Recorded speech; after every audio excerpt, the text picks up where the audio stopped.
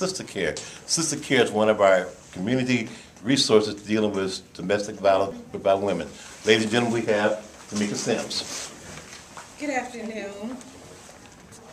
Wow, no response. Good afternoon. Good afternoon. We thought that was rhetorical. I promise not to bore you. That was a tutorial. Okay.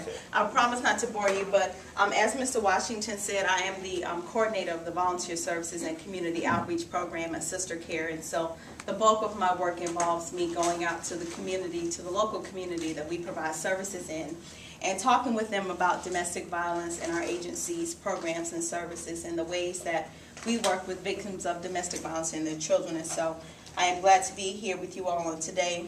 So what I thought I'd do today is kind of take a different spin on the presentation that I did last year for Mr. Washington. Today I'm going to open up with a story of a young woman who was a child witness, meaning she grew up in a home where she was exposed to domestic violence. I'm going to share with you her story in her own words, and then we're going to talk about what children from violent homes need, talk about some of the background information, and hopefully give you some insight into the children that you work with. And then finally, I have an abuse of children power and control wheel, where it'll actually show and break down for you how children are used in custody battles and divorce cases and things of that nature. So I will pass that around to you at the end. But anyway, the name of the story, the name of the young woman whose story I'm going to share with you today, her name is LaShonda, and she was actually a volunteer with our organization, but she has since moved out of state, and she's doing very well working for the military. And so she was a volunteer with Sister Care for more than 10 years, but she would frequently travel the Midlands area telling folks about her experience growing up in a home where her father was very physically abusive towards her mother. And so this is her story. She says, "I am a child witness to domestic violence.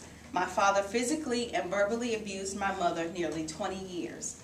I can remember incidents of my father beating my mother throughout my childhood. Once when I was about 3 or 4, I woke up to a loud hammering sound one morning. When I opened my eyes, my father was holding my mother by the neck and pounding her head against the round wooden balls on my bedpost." So what this says is that her mom was being physically abused by her dad in her bedroom. On another occasion, my parents were arguing and my father grabbed mom up by her collar and drew back his fist to hit her. She didn't move or resist. She just waited for him to hit her. I stepped in front of her and asked him to hit me instead. He dropped his arm and head and walked out the door. During those years, I developed a coping mechanism to get through all those stages. I found a way to forget about the abuse and tried to pretend that everything was fine. My whole family did this. My father beat my mother when she was, again, LaShonda's older. She has a younger brother. So she said, my father beat my mother at 8 months pregnant and he was ordered to leave the home. It was considered an attack on the baby. I remember the police following my father through the house and him telling me that my mom was sending him away. He was gone for 5 years. During that time, I sort of went back to being a little girl. I even lost my coping mechanism because I realized that I didn't need it anymore. Unfortunately, my mom made a terrible mistake and asked my dad back when I was 13. She wanted to believe that he had changed, but he hadn't. One day, my parents had another fight. I was used to jumping between them to stop the fight. I did that day. Something different happened this time. My coping skills didn't work. I couldn't go back to normal after the incident. I experienced a deep depression. I was not able to eat or speak. I sat in a corner of my room and refused to move. My mother became extremely worried, and at that time, she called for help. So what happened in LaShonda's case after that is she was transferred at the time she was living in Sumter, and the DV program in Sumter is the YWCA. And she began seeing an individual therapist there at the YWCA who helped her work through some of those issues, who helped her deal with the trauma that she had witnessed growing up in a home where her father was so physically abusive towards her mother and her younger brother. And today LaShonda is happily married, and she has been for about 4 years. But even now, she will still admit to having to be careful, is the word that she uses, when it comes to interacting with her husband. Because the whole issue of I grew up watching my mom being abused by my dad, I refuse to allow that to happen to me. And so sometimes she may find herself being the abuser and not the victim.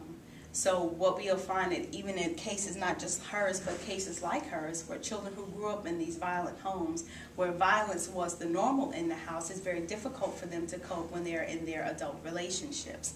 And so that's what we're going to talk about today, is what do children from violent homes need, and what are the ways that we can help them.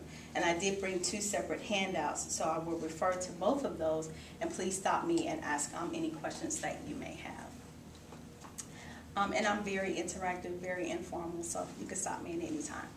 Children from violent homes need someone that they can talk to about their feelings and what is going on in their homes. We all know, we've seen statistics about mentoring and other programs, and we know how beneficial those programs are to children who have grown up seeing different things in their lives. And so the most important thing that we can do for them is be that ear, that listening ear for them, let them know that we care about them, let them know that their concerns are very real, acknowledge the feelings that they're having, and help them kind of work through that. They need another adult to confide in, someone else who can objectively assess the problem, give ideas and options, and then finally to serve as an emotional outlet. So this means that we should not just see children as just some other object, as just another case, but we should see them as human beings who have their real feelings and issues and treat them as such. So the first thing that we need to do with children is to be open and honest. Right? That goes without saying. We don't want to sugarcoat. I mean, we want to protect them as much as possible, but we also want to be open and honest, which means telling them about the situation in a caring manner on their level so that they will be able to understand what's really going on. Okay? We're going to let the children know who we are, if we're going to consistently be in their lives, or for as long as you all are involved with these families, to be consistent and deal with them in a caring way. That will help to open that line of trust and communication. The second thing is that we need to notice tangibles. We can say, James, I like the way you look in that striped shirt. That blue looks very nice on you. There's nothing wrong with that. We should notice tangibles about children. Children like to be noticed.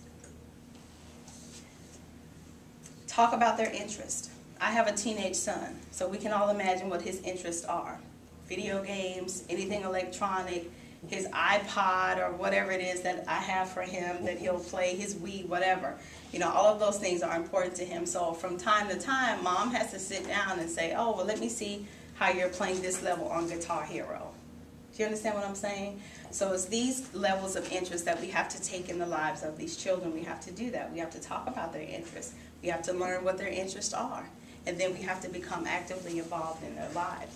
Particularly with younger kids, what works for them? What are some of their interests?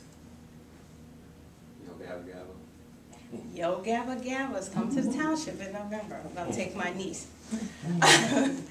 What other interests? So we have Nickelodeon, little TV shows like that. What else? Makeup. Makeup. For little girls. For little girls, that's exactly right. They like to play dress up. My best friend, she's 33. She still plays with tiaras and wands. I don't know what that's about. So anyway, you know, she has that interest. What about some of our little boys? What are some of their interests when they're elementary ages? Trucks, cars. Trucks, cars, all of these things. And what do they do with their toys? Other than break them. Other than break them. They like to show them off. They like to show them off. And what's another thing? What do kids do with their toys? What'd you say? Name them. They do lose them. Play with them. They Name them. play with them, they name them, and they talk to them. Right? Don't they talk to their toys? They do. They'll say, oh, little Susie, we're going to drink tea today, or just different things like that. So let's begin to have these kinds of conversations to get the kids to open up and talk to us. Provide the opportunity to talk about their feelings and their experiences. As the adult in the situation, we don't always want to be the one that has so much to say. Sometimes we want to be quiet and allow the children time, room, and opportunity to express themselves. And trust me, dealing with a teenage son, that's my struggle. He says, Mom, you don't ever listen. So we want to make sure that we're providing the opportunity for kids to talk about their feelings and their experiences. And the fifth thing that we want to do is we want to model having fun. Right? Very basic things that I'm sharing with you today. It's beneficial to children, especially those children who grew up in violent homes, to be in touch with their ability to have fun and to enjoy themselves. Now, why do you think that's important? So they get a sense of what's normal, To get a sense of what's normal. and that it is possible to be happy and what that looks like with other people and other families and other situations. That's exactly right. Unfortunately, in what we do, it's not really feasible Sure. to do with them very much, because we're not supposed to take them places or do things with them and things like that. Right. But I can understand it's differently in me. Right. Anyone else? Any other thoughts? And some of these I'm going to skip. The next one says, help children solve problems constructively. And this goes along with what you said. Due to inappropriate role models, these children often behave inappropriately. Because again, when they're in their home, in their particular environment with their family, that's their quote-unquote normal. They don't know how to act any other way. So then it becomes our responsibility, and may not yours individually in your particular role, but when you're working with children, to help them solve problems constructively, showing them or teaching them rather that violence is not the answer to problems, that all things don't have to resort to being physical. There are other ways that we can solve problems. And then the other thing is build self-esteem. These kids that are growing up in these homes are the children that come into our emergency shelters or that we see in our in our community counseling groups have very low self-esteem. Not only has the mom been talked down to and told that she's not going to amount to anything, or told that she's never going to be anything, or she's not smart enough, or whatever has been spoken to her, the kids too have been a victim to that. They too have been told that they're not smart enough, that they're never going to be good enough. The little girls are told that you're never going to be pretty enough. The little boys are told that you're never going to grow up and be a man. So all of these things are being put into their psyche, and it's lowering their sense of self, ultimately lowering their self-esteem. So then it becomes our responsibility as adults to help them do that. So it is important that young victims of domestic violence believe that they are worthwhile and not responsible for the violence between the adults in the home. And oftentimes the children are the helpless victims who have to sit idly by and watch mom get abused, or vice versa. And they don't know what to do. And so they feel helpless, they feel responsible. And then as I go on to the next sheet, we'll talk about some of the alliances that are formed in these households and some of the things that the kids are witnessing. So survival within the system, survival within that family system becomes the primary concern. They're not concerned with what are we going to eat for dinner tonight. They're not concerned with other extracurricular activities that they may be able to participate in. They're concerned with survival. I don't know if dad's going to come home tonight and tonight's going to be the night that mom dies. I don't know that.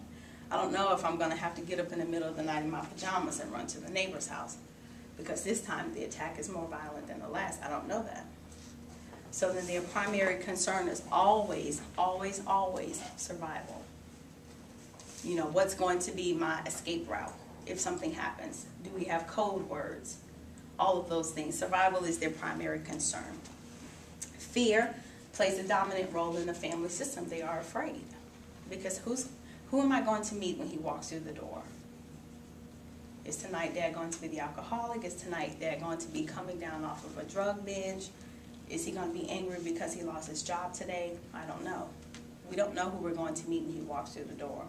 How can you prepare yourself for the unknown if you're 6 or 7 years old? You can't. So you're afraid, because batterers will often present a Jekyll and Hyde personality. One day they're going to be very nice, they're going to be very charming, the neighbors don't understand, his family doesn't understand, her family doesn't understand, and then the next day he's the complete opposite of all of that. And so not knowing how they're going to be able to gauge their safety, they just brace themselves for the worst. And that's when that fear comes into play. That's the dominant role in the family system. We're trying to survive, but we're deathly afraid and we don't know how. Any thoughts or comments? Verbal communication as a method of negotiating within the family becomes null and void. It does not matter what you say. I don't care about your feelings. I don't want to hear about your concerns. I don't want to hear about your day. The primary method for determining rules in these families is physical. Everything is physical. It's spanking of the kids, it's hitting, it's punching, it's throwing, and it may not necessarily be hitting anyone. It could be hitting walls, it could be throwing objects across the room. And quite honestly, did the wall do anything to the person? Absolutely not. So if somebody's punching the wall, what are they doing? Bashing out. They're lashing out. And who does the wall represent? Could be the person that had the target. Right. It represents the victim in that case. But has he physically done anything to her or to the children? Well, No. it's a He hasn't touched them.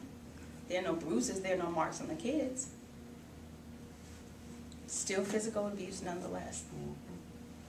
It creates an environment of violence. Yes. Creates an environment of violence. Very good. Now, we want to see that as a coping skill for the man to be so enraged, he needs to lash out. Instead of hitting the mom, he hits the wall. Right. Is that a That's still demented form of physical coping abuse. on his Right. part? Right. But it's emotional for the family though, right? Say that again. It's emotional for the It's family. physical. That's still considered physical abuse. That is still considered Even physical though he's abuse. not touching you. Right. According to South Carolina law, that is still physical abuse. Because I think the message there for the court system, and I'm not real sure because that's not my particular role, but is that there's still that message there that this is meant for you. And while emotionally, yes, it is certainly going to leave scars, but it's considered physical abuse. Does that include throwing things? I'll say that again. Does that include like throwing? It does. It includes throwing things, and sometimes, you know, phones and things like that are snatched out of walls. All that's considered physical abuse. Or a form of physical abuse anyway. And then the family system usually will form an antagonistic alliance, which means that either the mom is going to be against the dad or the mom and the kids are going to be against the dad. Sometimes the children will side with the dad because they, you know, they don't understand why mom has to leave dad. I don't know why I have to leave my home, why I have to leave all of my school friends, my close friends, and so they'll side with the dad. And even some of the cases of the children that are in our shelters, we find that the children will begin to be physically abusive towards their mom. Because again, they don't understand. And so in the child's mind, it's mom moved me and my brothers and sisters away from everything that we know and was familiar with, and away from my dad and that family. And so the children began to lash out. Everybody is hurting or develops methods not to feel, and family members become isolated from one another, and at the same time they become more enmeshed together. And why do you think it is that these families become more enmeshed, at the same time isolating themselves? Survival. The Survival? siblings need to come closer because they recognize they can't tell the outside world, but they need themselves for support. Right. That's absolutely right. They can't tell the outside world because to the outside world it won't make any sense. It doesn't make sense to me how you can come home and beat your wife and your kids every day. I don't understand that. It doesn't make sense to me that you can come home and physically abuse your wife and then go in and sexually abuse your daughter. That does not make sense to those of us that are considered normal. But And it's that fear too, though. If I go out and tell someone outside world, then more harm can come to us also. absolutely. And 9 times out of 10, the outside world is made known of what's going on inside of the home, and nothing is done by the judicial system or the police force that shows up, then yes, it is going to be very deadly for the family that's still in that home. And even if he is removed from the home, and you know the police are like, oh, you just need to go and cool off, and you go here, and she'll go there, and then you two can come back together and work it out. That doesn't work. Because who's to say the next time she'll be able to call the police? Or who's to say the next time he comes back, he doesn't come back with a weapon? So that's very dangerous. The one thing that we do know is that violence does get worse over time. It's not an issue where it's going to decrease or the frequency is not going to be as much, but it is certainly going to increase and get worse over time, until that mom gains enough strength to be able to remove herself and her children from that situation. Until then, there's nothing else anybody in the outside world is able to do. She ultimately is the one that can make that decision. Unless, you know, there's issues of abuse and neglect, and then, you know, other things will come into play.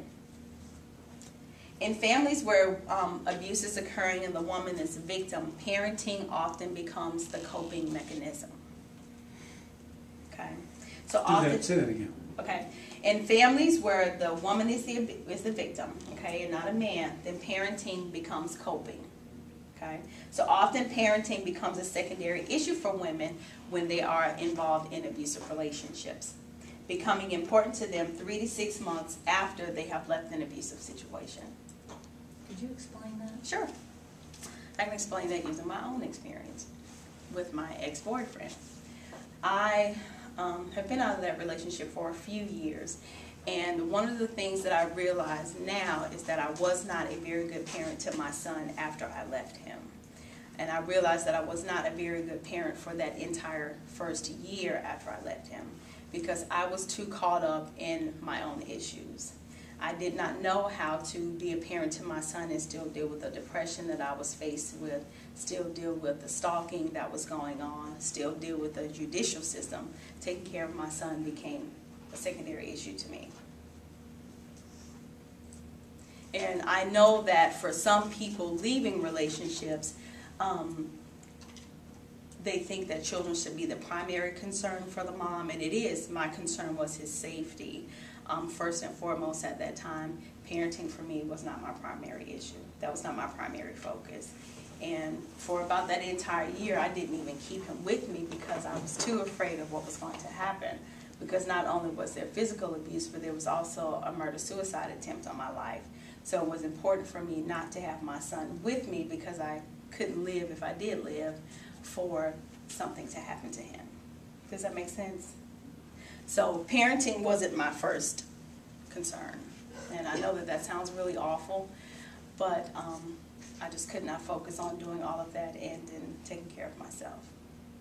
So I don't know how many people will readily admit to that, but I just believe in being honest with folks and just telling people the truth that from personal experience, that was not my primary concern. And so I know how it is, and what will happen in that case, and I don't only have one son, but what will happen in that case is that you will often have one older child who will become the quote-unquote parent, whose responsibility is to make sure that the younger children are fed and that they're clothed and that they're off to school and that they're off the bus or whatever. So while parenting may not be a primary concern for that mom or the adult in that situation, it does become a concern for the parent-child. Does that make sense? Okay. That's kind of a survivalistic skill. Yeah. That you survive and basically to the point that you prioritize, that's the most important function in your world. Right, right. So that was really probably one of the toughest things for me to admit, was that I was not a very good parent to my son, but it was necessary for me to do so in order to move forward. Any questions? So what I'm passing around now is the Abuse of Children Power and Control Wheel. So if you don't mind taking one and passing that around, and we'll go over that. And then before I end, I'll just talk to you more a little bit about what the services that our agency provides. And so you see in the middle of the handout says abuse of children, and all of these things that are kind of the pieces of the pie, if you will, talking about the ways that children are abused. Let's just take intimidation for one. Instilling fear through looks, actions, gestures, property destruction, using adult size, yelling, being violent to the other parent, to their pets, etc. Just think about it if these kids are in the courtroom. And just think about if they're having to face dad again. Is he not going to use intimidation? Is he not going to look across at them and try to scare them through his looks, his intense looks, his strict gaze, focused completely on them? Emotional abuse, which is something we talked about earlier. Put downs, name calling, using children as confidants, right? Using children to get or give information to other parents, because they'll do that. They'll pump the kids, well, who's mom seeing? Who's coming over to the house now that dad's not there? Is anybody spending the night? Does mom have any friends coming over now that I don't know about? All of these things, pumping the children to get information so that he can use it against her. Being inconsistent, shaming the children.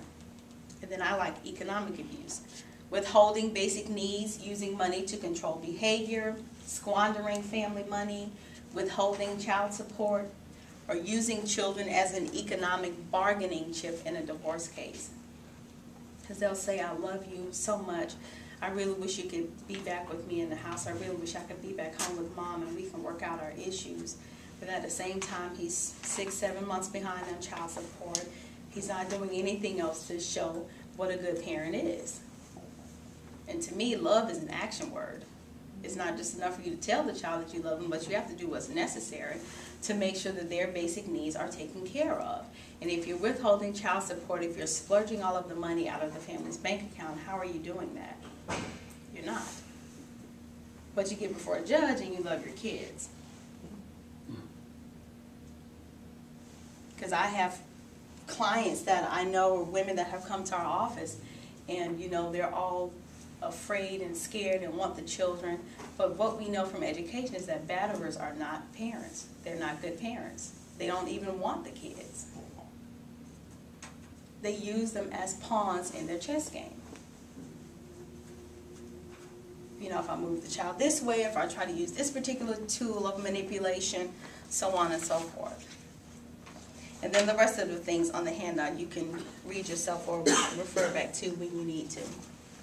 But one of the ways that our organization works to prevent the intergenerational cycle of violence, because we do know there is a cycle that occurs in families, is to provide therapeutic services to the children that are in our care. And we provide therapy services to them while they're in our emergency shelters. And we also make home visits with them throughout the years. And then we also put the children in individual counseling and group counseling services. And so that way they are able to get what it is that they need emotionally to help them to go on and prepare to become successful adults. Knowing and understanding what a healthy relationship looks like, particularly for our teenage girls and boys. We need them to know what a healthy relationship looks like, how both partners should be valued, how both of them should be treated with respect. You know, communication, good, open, honest communication, what that means, what that looks like. So we talk to them about these sorts of dating behaviors that they should look for. For the younger kids, it's more play therapy and art therapy projects that we will do with them. And you'll be amazed at some of the drawings that these children will do with a big tall figure standing over two cowering little figures with a gun. And, you know, all of that's really awful for children to have seen in their, you know, short span of life. And so we work with them for a longer length of time versus we would our adults. You know, adults can come and make a decision whether or not they want to leave or stay, but the children we try to work with to make sure that, you know, if we notice anything, we can help them talk through it, they can work through it, etc. So that's one of the ways that we work with the children. But as far as the women goes, we provide the same services. We offer them emergency shelter. They can come with their children. We don't split the families up unless there has been instances of child abuse and neglect, and then, you know, of course, DSS gets involved or some other agency. And so while they're there, they're also in groups for counseling. If there have been issues of rape with the women or the children, both of them receive services for the sexual assault. If there's issues of alcohol abuse or other substance dependencies, we have folks that can come in and help work with them through their issues. If there's issues of mental illness, bipolar, schizophrenia, whatever, we can refer them out to local mental health agencies and counselors so that they can get help for that. The one thing that we know in working with victims of domestic violence is that it's not something that Sister Care can combat alone. With any social issue that plagues our community, is not something that one agency can combat alone, but rather it takes a collaborative effort of everyone working together, because these children and these families cross over into every area of our life, whether it's in our churches, whether it's in our schools, whether it's in our local communities, whether they need food or medical attention, whatever. It takes everybody working together. So while they're in our emergency shelter, they can stay a maximum of 60 days, although the average length of stay is about 28 days. So about a month is about the time that the women will stay in the program. But they're getting resources and counseling and learning about available jobs that are out there. resume writing techniques, effective interviewing techniques. We're teaching them basic life skills, because for so many of them, they weren't allowed to leave the house to get a job or to get a solid education. He saw that as a threat. So he took that away from her. That's another way for him to intimidate and use his power and control over her. Or on the other hand, if she does have a job, but he's constantly harassing or threatening her peers, her co-workers, her boss, he's constantly sitting outside of the job till either she gets fired or she has to quit. Because, you know, you don't want to put other people in danger. The number one place for a woman to be killed is her job. You think about banks and other open areas and things like that. Yes, ma'am? Do you have any programs directed at male victims? We don't. We don't. There's only one program in the Midlands that I know of. That's the Domestic Abuse Center, not necessarily for male victims, but more so for perpetrators. But they have a list of resources that we don't have as it relates to that. So, but outside of the emergency shelter, once they leave there, they can be assessed for our transitional housing program. And that program is where we can place them in apartments or homes in neighboring communities away from their abuser and away from his family, where they don't have to worry about violence, they don't have to worry about being stalked or harassed, and they can begin to rebuild their lives. That program actually follows them from 1 to 3 years. And while they're in that program, it's more long-term goals. You know, if she does decide she wants to go back to school and get a college education, we have national scholarship programs set aside just for domestic violence victims. She's eligible for that money. Many women have purchased their first home. They've purchased their first car. So the women will experience a number of firsts in that program because the counselor is there working with them in the house versus being in a shelter, more residential, more community. The transitional housing program is more one-on-one, and she can work through her issues easier that way if that works for her. Outside of transitional housing, they are also available for our individual and group counseling services. And we have right now 25 support groups that meet in the Midlands area.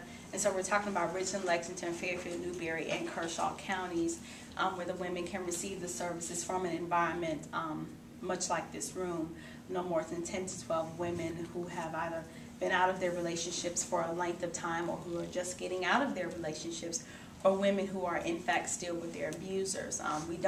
Our philosophy is not to tell a woman that she has to leave her abusive relationship, because we don't want to be another abuser. We don't want to be someone else in her life telling her what she has to do. That's a decision that she has to make. Rather, we are about providing support and intervention services for the woman and her children. And then whatever decision she makes from there is up to her. If she chooses to go back and puts her children back in that safety and herself, we work with her on safety planning and some other things, but that's ultimately her decision. That's not something that you or I could make for her.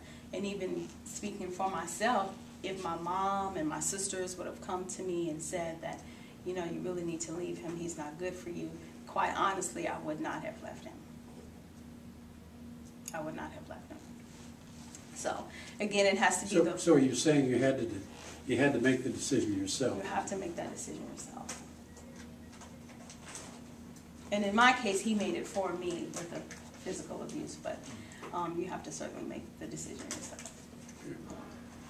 So in addition to those counseling services, the individual counseling is more designed for the woman who is not ready to speak openly in a group environment. If it's someone who's still afraid, still real timid, still has a lot of inner emotional issues, then she's not ready for group counseling. So we can see her individually with a therapist that we have on staff. And then finally, the last of our programs as it relates to the community is our court advocacy program, where we have the advocates that can go with the women and help them maneuver through the court system, which we know is not, well, which I know is not victim friendly. So they can help maneuver either filing for restraining orders or orders of protection, you know, even work with them on custody issues. There's an attorney on our staff that can work with them if they're interested in filing for divorce, so on and so forth. So both the criminal court side as well as the family court side, our advocates can help them in both cases. Any questions? Very good. Well, thank you for your time. I do appreciate this opportunity, and hopefully we'll be invited back next year. I have told Mr. Washington that since you all can't go to Mexican night at his house, that he needs to bring Mexican night to you all and treat you to something different than what you have here on today. So hopefully y'all let me know if he does that for you. We'll work on that too. We'll work on that too. Very good. Well, thank you guys for attending, and we'll be out Thank you. next month. You're welcome. Good job. Was there some other handout other than this? That's it.